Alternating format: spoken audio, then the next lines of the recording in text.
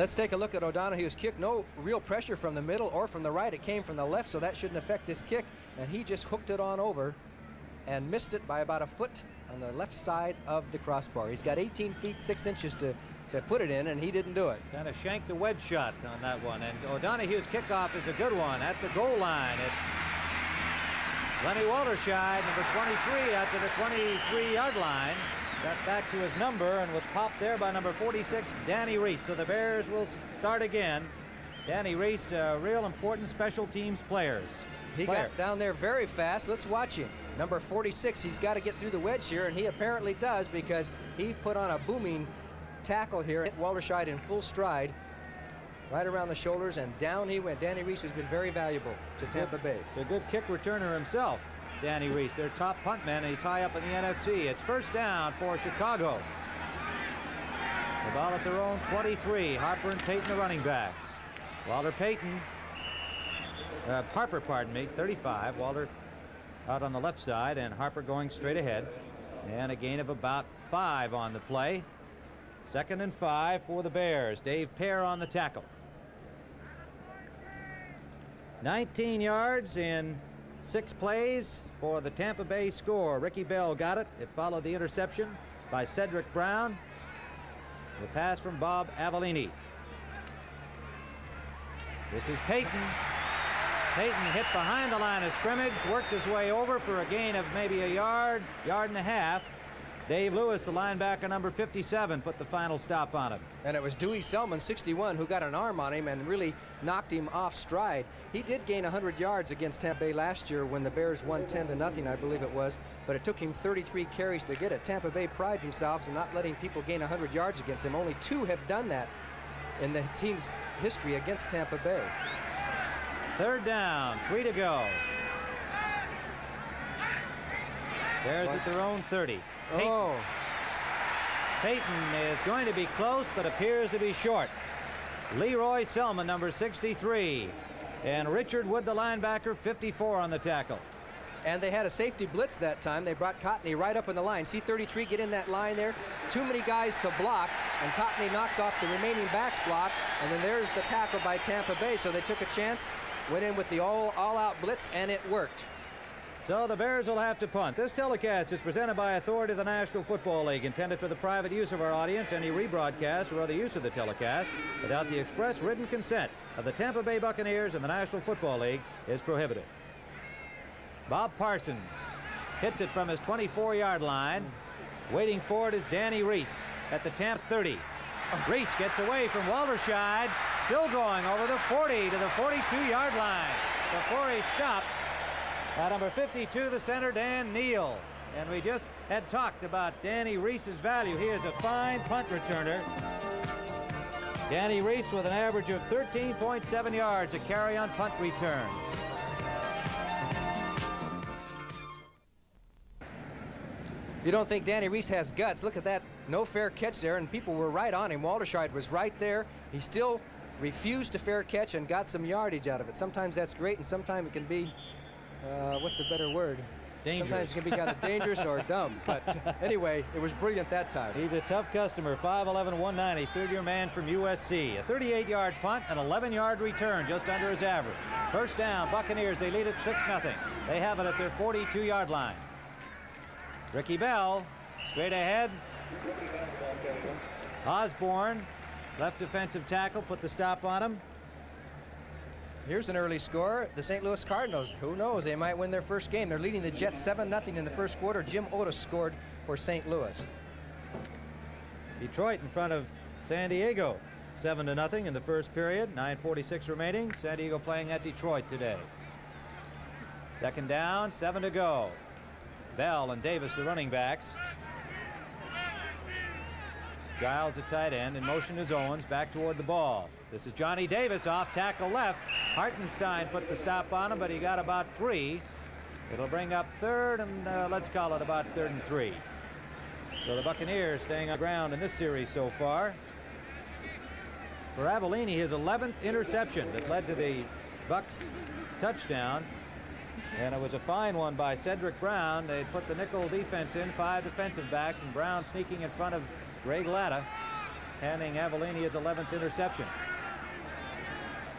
Third down, Tampa Bay. We're in the first period. This is Bell. Hit inside the line of scrimmage. Good stop on the play by Hartenstein again. And over there to help out was linebacker Gary Campbell, number 59. Very little, if any, gain on the play. They're going to give him about a yard, but it'll be fourth down. Dave Green will come in to make the first Tampa punt of the day. I'd say we have a full house here down in Tampa, over 70,000 fans. The Tampa Bay Buccaneers are third in the league in attendance this year, so they support their football team down here, and they could very easily be 4-3. Last week they were ahead by 10 points in the last quarter and lost to the Giants. 17-14 and 2 turnovers in the fourth period cost them that game. Both these teams have been troubled by turnovers. Green hits it from his own 40.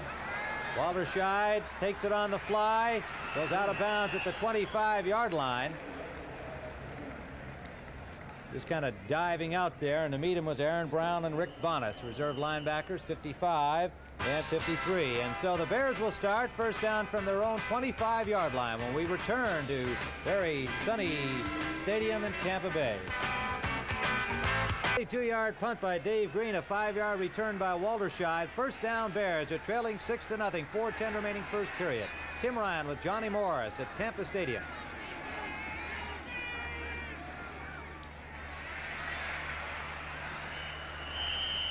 Roland Harper got about 3, running behind Jackson, the left guard, and Dewey Selman, number 61, the linebacker, with the tackle. The Bears kind of got their running game going last week with Peyton gaining 157 yards, but they've been plagued by a lot of penalties, especially in passing situations. But the offensive line had, I don't know how many holding penalties last week. I think it was 6, and they say that kind of tends to make them tentative. They're going to have to kind of get out of that. Mike Cobb comes in at tight end, replacing Latta. This is Walter Payton trying the wide side, and the Bucs string it out real well. Dave Pear, the nose tackle, just ranged along the line of scrimmage and stopped Payton from turning upfield. Let's take a look at the Bucs. They have those fast linebackers. You're going to see Dewey Selman right now, number 61. Watch him string the run along the sidelines. He gets away from the block from Dennis Lick, and he's there in case Peyton had gotten upfield a yard or 2. And you could see there were 4 Tampa Bay Buccaneers over towards the sidelines along with that run. So with that 3-man front that they use and mobile linebackers, it's a good defense to stop a guy like Peyton. Third down, 5 to go. Avellini wants to throw. He slips away from one sack try. Now he's going to run it. Avellini has a first down out to the 38-yard line. A flag is down on the play. First of the day. It was Dave Pear on the tackle. And Avellini with some nifty movement there under pressure from the rush. Leroy Selman leading it. Got away and got a first down. Let's see what the call is as we watch Leroy Selman. Okay, they put on a 3-man rush. Here comes Leroy, number 63. Ted Albrecht is blocking on him. He does get penetration here. 2 men blocking on him, and he forces Avellini out of the pocket. That's what you call a harassment, and forces him to run, and Avellini does it, and does a pretty good job of getting downfield. And finally brought down, but there is a penalty.